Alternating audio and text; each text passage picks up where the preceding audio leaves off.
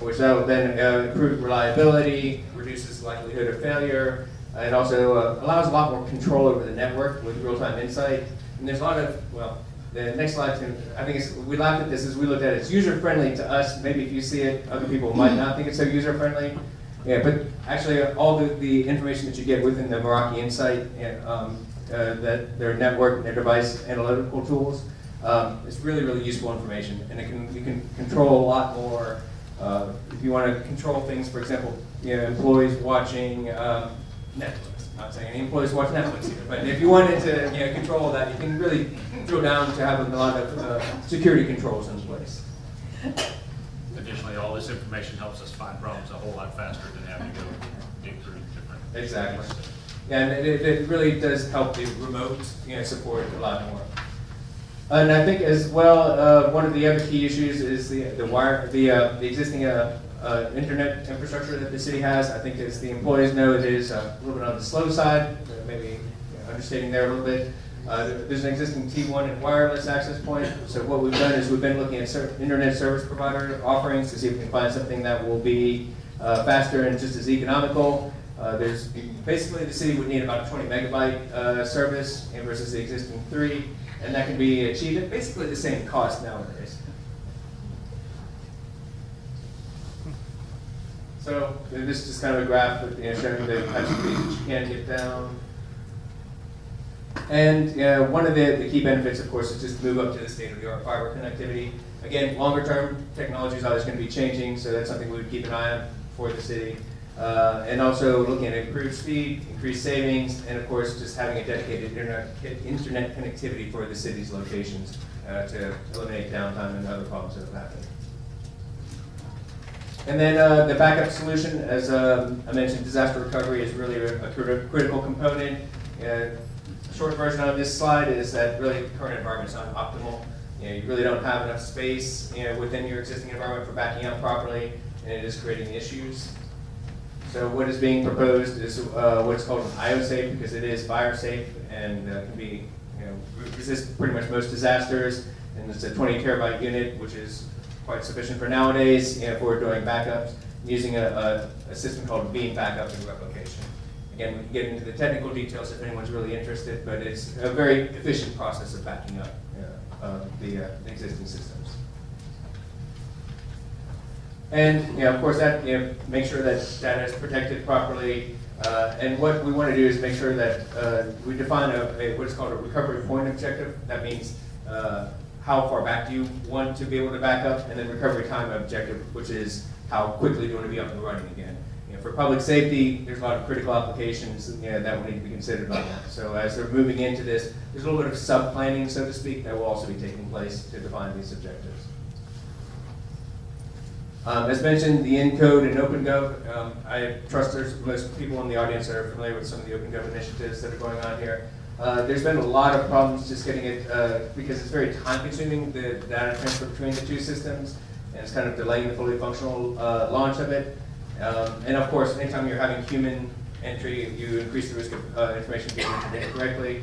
So there is a service out there that will help basically link the two directly between ENCODE, which is the city's financial system, and the OpenGov. So you thereby eliminate the risk of coming in from human entry on that. And also get the information out to people much more quickly. And save staff time as well. And then, of course, there's a lot of PCs and laptops that are in the city right now. They're just out of date. They're purchased between 2009 and 2012. Most of the warranty and support is gone after 5 years. So, and as I mentioned before, like any other components, after 5 years, the likelihood of failure continues to increase because you can't really find replacement parts. So, we've initiated a program already of trying to replace the most out-of-date computers and PCs and getting those up to date. And just as a benchmark, we look at trying to replace somewhere from 20 to 33% of the desktops and laptops each year, depending on what the budget is able to absorb. And this, of course, is just the key benefits of why you replace. I think that's probably pretty obvious. Is the hardware is better and more reliable, less expected failures, and normally there's always an increase in speed with the new technology. So moving on to year 2, this is where we get into a little bit more of the wireless. So we're looking at replacing or refreshing the municipal wireless. I know there's been some discussion about the Google Fiber. We have not really addressed that at this point in time because there's so many unknown variables with that, but obviously that's something we're keeping an eye on as well, and it can be integrated into the plan as more information becomes available.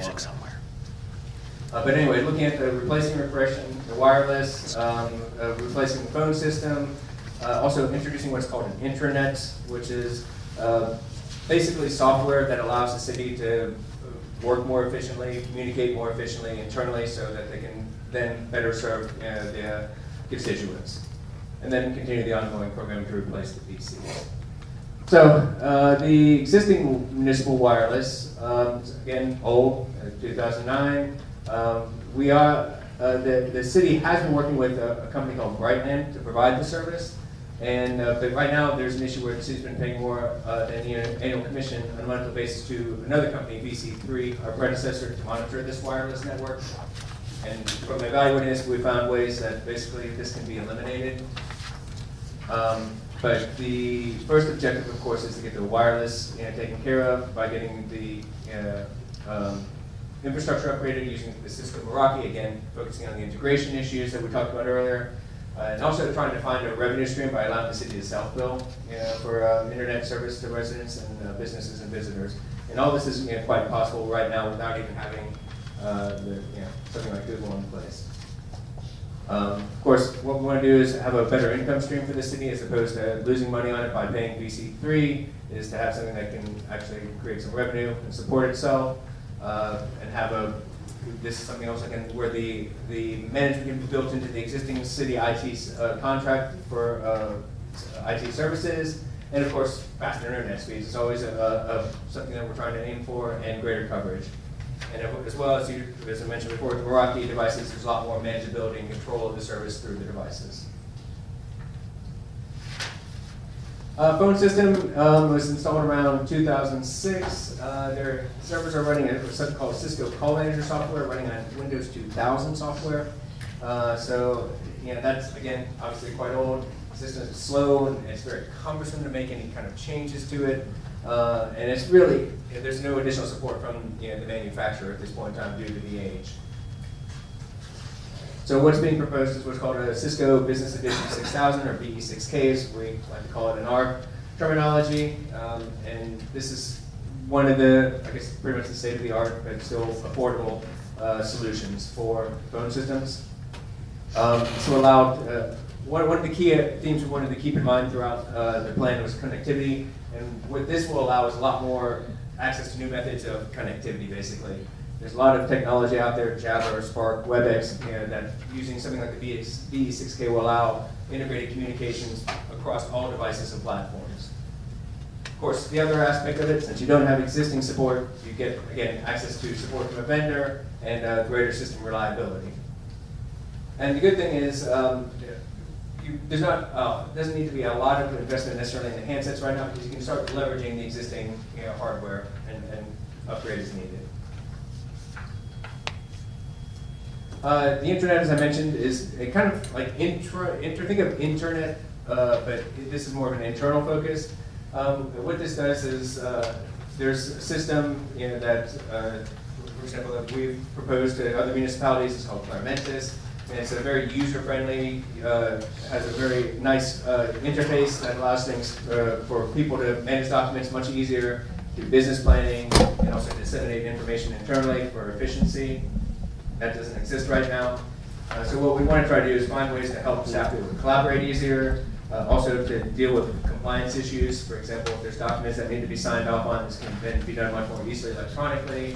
And also, as there's things going on in the city, having centralized event management is another plus with this. And also doing surveys, feedback, and employee polls. So for the people on the human resources side, they can really get a lot more real-time data on what's going on with the employees.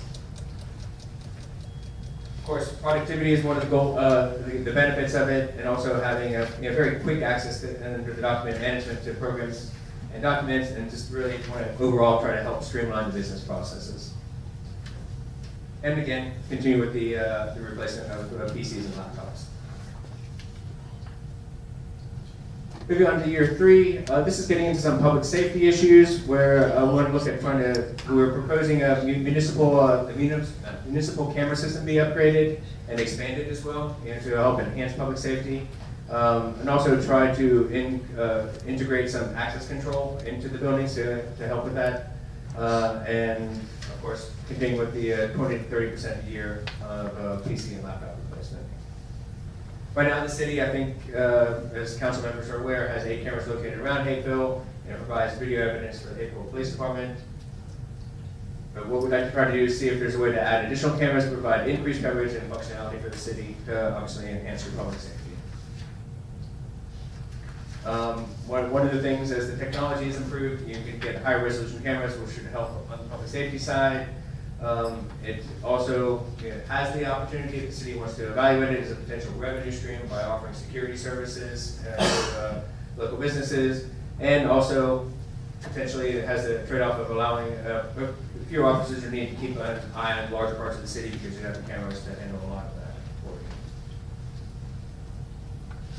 you. The other aspect of it too is if there are accidents, anything like that happens, you can see it more easily and more readily, get faster response times, and also there's the video analysis and metrics that come with the systems like this. On the access control, simply that's who can get in and out of the building. Right now, the cities are accessed using traditional keys. They really don't know when people are coming and going, and obviously there's a risk because you have a human factor where someone always has to lock the doors. So what we recommend is using a card key access system, using what's called maglock technology. This also can be integrated back into your server systems through Active Directory, what's called Active Directory. So you can control that also through the infrastructure that would be proposed. Obviously, the key benefits are just the system works automatically. You can assign specific keys to employees, so not everyone has access to everything. You have the ability to track when people are coming and going, and if there is any kind of emergency event, there's the ability to have a lockdown from a centralized control point. And again, once we see 20 to 33% of replacing the PCs. Year 4, since right now the city's in fairly good shape on the cellular service provider, this was looked as being a little bit less priority. But at that point in time, it's looking at the cellular service provider review because obviously there should be new technologies out by that point in time, and look at the continuing program to replace computers. Right now, the existing contracts are with Sprint and Verizon is utilized mainly for voice and text, and Sprint is utilized for data. As we showed earlier, we've already tried to find some savings and try to optimize that as much as possible right now, but really, ideally, and as the environment in the cellular world keeps changing, it will probably make a lot more sense to move to all the cellular traffic to one single carrier. This also makes it easier from a billing point of view. And really, the location of Hapeville, unlike where we are in Griffin, is you're being so close to Hartsville, you're going to have your every choice possible available for that. So that shouldn't be any problem finding what's going to be the best service. And of course, consolidation of services always provides economies of scale, which has a benefit. And right now, and I expect this to continue in the future, there's always a lot of incentives from cellular providers to come switch to services, and that can create additional cost savings. And without going through that one. And finally, year 5, cable management is probably maybe the least technical part of it. Is just even though we'll be moving a lot more to wireless, there's always still a lot of cables that are used to keep technology running. And currently, things are kind of messy, unorganized, and complicated. As we're going refreshes, of course, we're trying to get that cleaned up for the city so that it is much more manageable. But it can be a lot of times that there's hard to locate needed resources when you're trying to track these cables. So we've seen this in other cases, not here in Hapeville, but a 5-minute password reset because it can turn into a 3-hour network outage if something's not designed properly. Pull the wrong cable, and next thing you know, you have a little bit of a crisis on your hands. So this is Doug and the existing. No, just kidding. It wasn't this bad, trust me. But yeah, just kind of give you an idea of what we mean by cable management. Just really trying to really tie all the loose ends together. So on this is just trying to get the cable management components in place and reorganize the servers and switches so everything is much more easily accessible and manageable. Benefits clearly are to make it easier for troubleshooting and minimize any kind of downtime by accidentally pulling the wrong plug and causing bigger problems as a result. Then the last part is just, of course, continuing with the replacement of PCs and laptops. At that point in time, too, as we mentioned, we would continue, basically start the whole cycle all over again and review what's gone right, what's gone wrong, what's changed from these projections.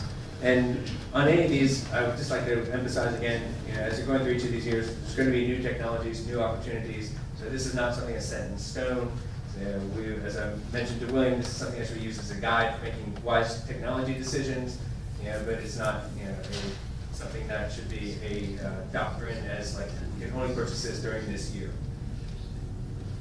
Again, we've done some estimates of what the pricing are, and it's been already, I think, for those of you who were at the budget hearing last night, it's been integrated into this. Year one pricing quotation this is for just the capital improvements part of it, just to clarify that. These are, if you were to do the one time would be like if you wanted to pay the one time upfront cost of that, this is the basic cost of what we're looking at. Fortunately, we have a very good relationship with lease providers, and they're able to give a very good rate for the municipality, so that can help reduce the year-to-year cost. Which, and a lot of times also for, when we're talking about technology, especially for large purchases like this, if you're on a 5-year lease, by the time the lease is up, you're ready to replace all that anyway. So it makes a lot of sense from a technology standpoint and a financial standpoint to look at leases as the preferred arrangement for a lot of these. But essentially, this breaks down the servers, the email cost. After the investment, there would be some ongoing cost on an annual basis. Like once you have the Office 365 up and running, there are some license fees that are on a continual basis. Likewise with the OpenGov connectivity, in fact that cost may be a little bit on the high side since the consultant can look at everything exactly. So your annual prices could be, that'd be kind of the maximum you're looking at an annual licensing for the OpenGov connectivity. And on average, the PC replace is going to be about $17,000 a year, again, which is wrapped up in the lease payments. The Wi-Fi, replacing all that, again, would be about $112,000. But again, all these one-time costs are essentially wrapped up into this annual lease payment and help the city with budgeting purposes. So $230,000 is a pretty substantial investment. It is an option if the city would prefer to do that, but to make it more palatable, the lease arrangement is there. And then, of course, we all have some ongoing cost after introducing the technology. And likewise, the first 2 years are really the most expensive. It needs to help really get the city infrastructure up to where it needs to be. And then on 3, 4, and 5, the costs do tend to go down, so the level of capital investment is not quite as high. So like the cameras, access control, and the PC replace are going to be your main cost at year 3. There is an option to do a lease payment on that, if the city wants to pursue that at that point in time. But as the costs are coming down on a year-to-year basis, maybe something they want to look at purchasing outright. And likewise with the year 4, the cell providers, it's what we're based on the existing analysis of information that we have. The reason we just kind of left this blank is that really we don't expect any kind of major change from the existing budget that the city has for its cell providers. Now, hopefully there will be opportunities to save some cost, is what we had discussed earlier. But for budgeting purposes, from the analysis we did, it's probably safe to just keep it at the existing levels until other information is available to show otherwise. And then the PC replace. So again, this, as you can see, there's probably less need for the capital, for the capital purchases to be wrapped into a lease payment unless the city just would like to do that. And by year 5, the closet management and PC replace is about $25 per year, or about $4,000 at least maybe it wants to do. And you're probably just, after the first couple of years, you're looking at probably about licensing and so on and so forth, probably a little bit less than $17,500, for your ongoing IT payments in addition to any other services that you're purchasing. And I think maybe I tried to keep it as close to 20 minutes as possible and speak at a reasonable speed, that didn't lose anyone, I hope. But now, open for any questions and answers you might have on any of those technical elements or anything else. On the Wi-Fi upgrade, I assume that's replacing all the various Cisco antennas that are around town. That is correct, yes, sir. Would that enable us, is that gonna have the bandwidth we need for expansion of cameras, or are you looking at a freestanding network for IP cameras? The cameras will probably piggyback similar to the way that they do currently off of the existing network, so they can utilize the existing Wi-Fi. Hopefully we can migrate Google Fiber into that Wi-Fi somehow or another. We're also considering running our own fiber and having Google lease from us. That's another option. Okay. That's part of the problem, is our range is quite wide as to Yes. what route we could take. Got a And lot a of number of trees. fiber folks out there, so we need to boil it down and get a better answer, but like William said, one option is the city may decide to run its own fiber. Google comes in and then leases it back, and it's a nice little revenue stream for the city. And on your Microsoft Cloud stuff, I'm assuming that keeps us in compliance with all of the records retention laws. On the access control, is that for City Hall only? What we're looking at is for all the locations. Yeah. It'd be- Oh, we've already got it here. Right, we have something here, but example, I mean, we hear about it now, sadly, you hear about an active shooter or something, right, press a button, and all the doors in all the locations locked, you don't have to worry about somebody coming in. So that's kind of the idea of what we're talking about with that type of stuff. Plus, if somebody walks in at 3 o'clock in the morning, we have no idea that they did, this gives you a record that, employee X came in, they may or may not make sense for it to happen, but at least the city knows something's happening. Councilman? I've only had 4 cappuccinos today and 4 coffees. I tried to keep up with that, but